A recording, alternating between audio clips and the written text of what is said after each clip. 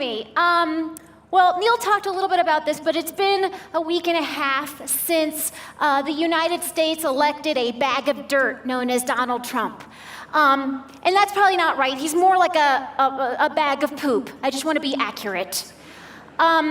And I can't tell you why that happened, but I can tell you that he ran one of the most racist and bigoted campaigns in modern American history. And I can also tell you that race and ethnicity and religion play a huge part in American society.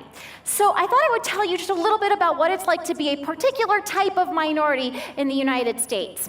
I'm an Iranian-American Muslim female, like all of you, and that makes me a hyphenated American, right? Like, you might know a Pentecostal Indo-Romanian or a Jamaican Irish Catholic. Those are extra fun. But when you're a hyphenated American, there are no icons that represent you, right? There's no major iconic representations in culture and media and art. And so you sort of look up to nothing, and there's nothing that defines you. And the problem with the icons that we do have is that they're very limiting. They tend to define things, and those definitions can be very sticky.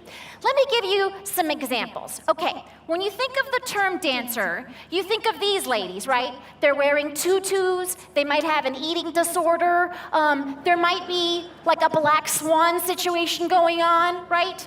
But you don't necessarily think of these ladies. They're twerking or doing the Dougie or something, and either way, the iconic term for dancer just generally doesn't involve this kind of booty overload. Or when you think of the term artist, you might think of this guy. He's wearing a smock, he's got a strange haircut, he looks a little bit like an asshole. But you don't necessarily think of this person, who's also an artist, but a stand-up comedian, which generally it's not considered artiste, you know? Also confusing because this person is a lady, and ladies are generally not stand-up comedians. Now, when we're speaking about women, women have been presented as boobs and booty since the beginning of time. Here's boobs and booty in the 18th century. Here's 19th century boobs and booty. Here's 20th century boobs and booty. Here's 21st century boobs and booty. This is, by the way, a Negin Farsad original. It's felt tip pen on notepad, so it is available for $1 million. Talk to me after the show if you're interested. And if you think that women have had it rough, I want you to think about the plight of fruit. Fruits have been depicted as the prisoner of bowls since the beginning of time. Here's fruit in a bowl, here's fruit in a bowl, here's fruit in a bowl, fruit in a bowl. This is a first century fresco, you guys. Now, in the 19th century, a little-known artist named Paul Cézanne, he tried to draw fruit outside of a bowl, and for this violation of fruit iconography, Paul Cézanne was beheaded. Any art historian in the room can tell you that I just made that up. Okay, so now the question is, we get it, a lot of these icons are limiting, but who cares? I mean, does it really affect individuals? Okay, well, let's tackle that question, and you don't have to take my word for it. Let's let science do the heavy lifting by looking at the case study of Negin Farsad by Negin Farsad with a sample set of one Negin Farsad. Sample set size is very important in science. Okay, so like I said, I'm an Iranian-American Muslim female. I'm also a comedian, and like most comedians, I have a master's degree in African-American studies. Okay, and then this is the breakdown of the population of the department that I studied in at Columbia University. As you can see, the purple is all the black students, and the blue, it represents the non-black student. And I know you're wondering, why did I do this, right? Because I grew up kind of feeling kind of black. Sometimes sort of black, sometimes pretty black. Other days it was just Don Cheadle. Now, And it was always like this, okay? I grew up in a small town in Southern California called Palm Springs, which is one of the top 5 retirement communities and one of the top 5 gay cities in California. So it's the kind of place where people will be dancing to Lady Gaga while adjusting their catheters, you know?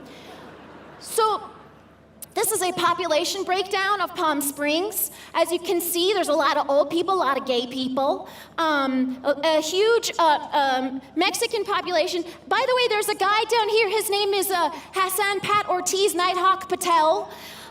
He couldn't be categorized, so they had to give him his own space. So, as I mentioned, I grew up feeling kind of black, but the closest thing we had to black people in Palm Springs were the Mexicans, so I went with that.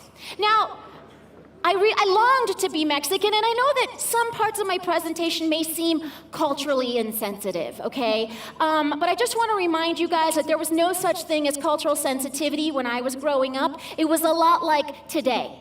So here's the thing, because when you're and the reason I long to be Mexican is because when you're a member of a severely underpopulated ethnic minority, as I am, you want to glom onto the closest minority group. And I knew I wasn't Mexican, but I looked at the Mexicans and I thought, close enough. You know what I mean? I mean, have you tried the tacos al pastor? I mean, come on. So and nowhere was this more true than in school when the teachers called attendance. Because my white lady teachers in Palm Springs, they were able to pronounce all of the American names, of course, and also all of the Mexican names and the Spanish names. So they would go down the list and they would be like, Jennifer here, Chad here, Aurelia here, Rodrigo here. I mean, they were like rolling their R's. And then they'd come to me and they'd be like, Megan, no, Negin. Magreem, no, Negin. And then one day a woman said, noodle, and she said, noodle Farsad, and laughed and laughed. And I just wish that my name was something someone could pronounce. And by the way, I also thought noodle, like my people are a rice-based people, so that doesn't even make any sense. And I just, and Mexicans in my town, they had all of the restaurants, they had radio stations, they had icons, people like Cesar Chavez, and I felt like I wanted to be a part of this fight. So, that's what he looks like. I'm sure none of you know. So I graduate from high school, and I go to college, where all of a sudden I see more white people than I'd ever seen in my entire life in upstate New York. And there's no Mexicans as far as the eye could see. Apparently they go as far as New York City and they stop. You tell me. So I'm in college, and for a second I thought, okay, maybe I should try being white. Like, could I do that? Could I pass? You know what I mean? And I was just like, how difficult is it? It involves like monogrammed backpacks, right? Like it can't be that hard. But it turns out there's just far too much Dave Matthews and war involved in being white. And so that was sort of a non-starter for me. And that's when my black formation really began. I started studying the canon of black film. I started quoting this known James Brown impersonator. I started doing such revolutionary acts as wearing this Malcolm X t-shirt. Here we go. And wearing this Malcolm X t-shirt around campus. And then I graduate, and I go to get my master's degree in African American Studies, and that brings us full circle. But people were like, "What are you doing here?" You know what I mean? They were very nice and welcoming, but it was also strange. And so I said, "How could you say that? I will fight for African American rights whenever and wherever. I have the DVD box set of A Different World in my backpack. I'm about to change my name to Tyler Perry Presents Negin Farsad." But this was in the aftermath of 9/11. And they were right. I wasn't black and I wasn't Mexican. So what was I doing? But the icons that were available to me just didn't resonate with me at all. We had people like this woman, the eyeballs floating. We had these dusty dudes in the desert waving their AK-47s. And if you're Iranian like me, we had this special icon because we're always making nuclear weapons. In fact, I was just making some nuclear weapons backstage. So, and none of these icons made any sense to me. The kind of Muslim icon that really made sense to me was this woman. my mother. Imagine if every time you said the word Islam, you thought of her, right? So all our icons suck. What are you going to do? You're going to make new icons. And I use a tool of social justice comedy to do that. And I'll give you an example. I went on the road. I rounded up a bunch of Muslim American comedians in a nonviolent way. And we went to places like Arizona and Alabama and Mississippi and places where they love the Muzzies. And we did these shows, and we called the shows The Muslims Are Coming. And some people were very confused. And when we were in these towns, we would do these fun activities. We would set up an Ask a Muslim booth in the middle of a town square. People could come ask us questions. We would go bowling with a Muslim. We invited everyone from the town to come bowl with us for free. We learned that day that Muslims are really terrible bowlers. That's a new stereotype I'm trying to spread, so please tell all of your friends Muslims are really bad bowlers. It's better than the terrorism one. We stood in front of the Mormon temple in Salt Lake City, Utah, asking people to hug us.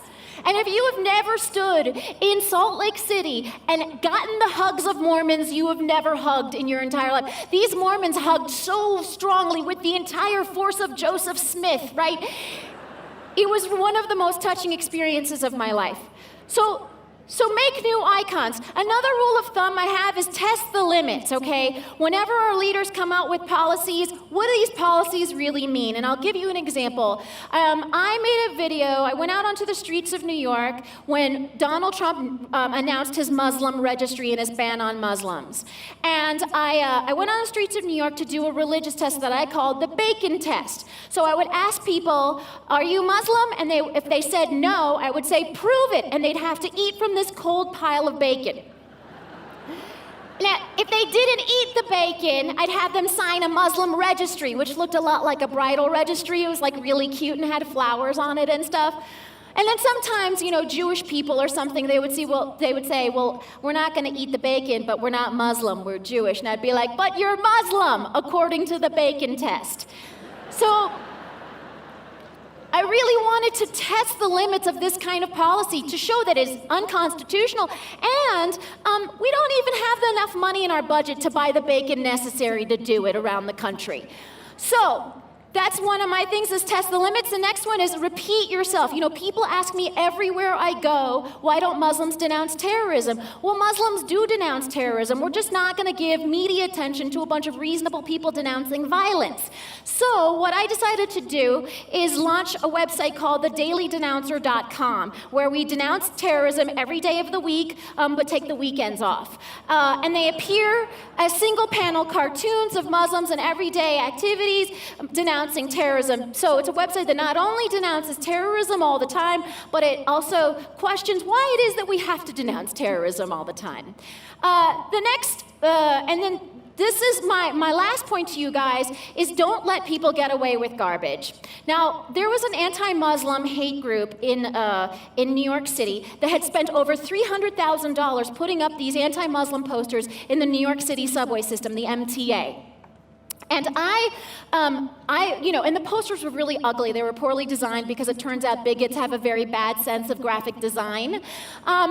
But I thought, why don't we put up our own posters that say funny things about Muslims while also promoting my film, The Muslims Are Coming? So we worked with the MTA for over 5 months on every aspect of these posters, the typeface, the color, the word usage. For example, we weren't allowed to use the word poop or penis. That cut out like half of our material. So we made these posters, we got them approved, and then 2 days after they were supposed to go up, the MTA decided to ban the posters, saying that they were too political. Let's take a look at some of those posters. Here's one. Facts about Muslims. Fact, Muslims invented the concept of a hospital. Okay. Fact, grown-up Muslims can do more push-ups than baby Muslims. fact, Muslims invented Justin Timberlake. Here's another one. The ugly truth about Muslims. They have great frittata recipes. So either frittatas are deeply political for the MTA, or the mere mention of the word Islam was considered political, but it isn't. So we decided to turn our Fighting Bigotry with Delightful Posters campaign into a Fighting Bigotry with a Delightful Lawsuit campaign. We sued the MTA and we won after a year and a half. Thank you. And those posters went up because we didn't let people get away with garbage. And so my final point here is that we need to change the stereotypes. We need to turn them on their heads. We need to evolve the conversation of around race and make new icons. If Americans weren't so scared of Muslims, it's possible that Donald Trump wouldn't even be our most horrifying president right now. So take that, make new icons, change the stereotypes, and make them laugh while you do it. Thank you. Thank you.